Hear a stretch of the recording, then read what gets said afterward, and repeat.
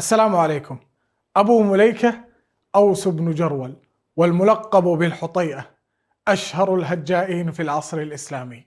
يذكر أنه هجا أبيه وأمه وزوجته وهجا حتى نفسه. وقد شرى منه أمير المؤمنين عمر بن الخطاب رضي الله عنه آنذاك أعراض المسلمين ب3,000 درهم بعد أن هجا سيدا من السادات وهو الزبرقان بن بدر. وقال في هجائه في قصيدة مطلعها: والله ما معشر لا ممرؤا جنبا من آل نعم بن شماس بأكياس.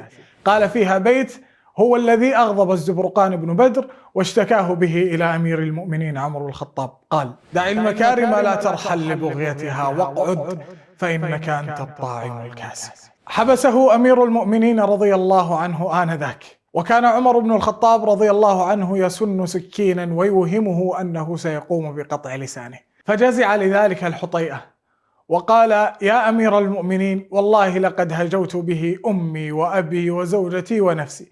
فضحك أمير المؤمنين وقال لهم: ماذا قلت فيهم؟ فقال: قد قلت في أبي: لحاك الله ثم لحاك حقا أبا ولحاك من عم وخال. يقصد في هذا البيت أنك لا تستطيع أن تكون أبا ولست كفءا أن تكون عما أو خالا. لحاك الله ثم لحاك حقا أبا ولحاك من عم وخال، فنعم الشيخ أنت لدى المخازي وبئس الشيخ أنت لدى المعالي. وقال في أمه: تنحي فاقعدي عني بعيدا أراح الله منك العالمين، فعيشك لو علمت لعيش سوء وموتك قد يسر الصالحين.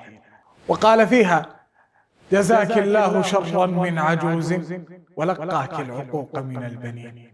وقال في زوجته: أطوف ما أطوف ثم آتي إلى بيت قاعدته لكاع. يذكر فيها أنني أقوم من الصباح وأجوب الأرض كاملة، فحين أرجع إلى بيت امرأته لكيعة وغير مجدة. وقال في نفسه، ولهذا قصة طريفة، أنه خرج من بيته ذات يوم يتمتم: أبت شفتاي اليوم إلا تكلما بشر فما أدري لمن أنا قائل. هو ينوي الشر قبل أن يخرج من منزله.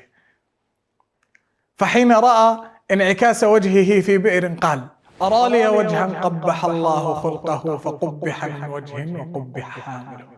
فعفى عنه أمير المؤمنين ضاحكا واشترى منه أعراض المؤمنين لئلا يهجو أحدا بعد ذلك اليوم.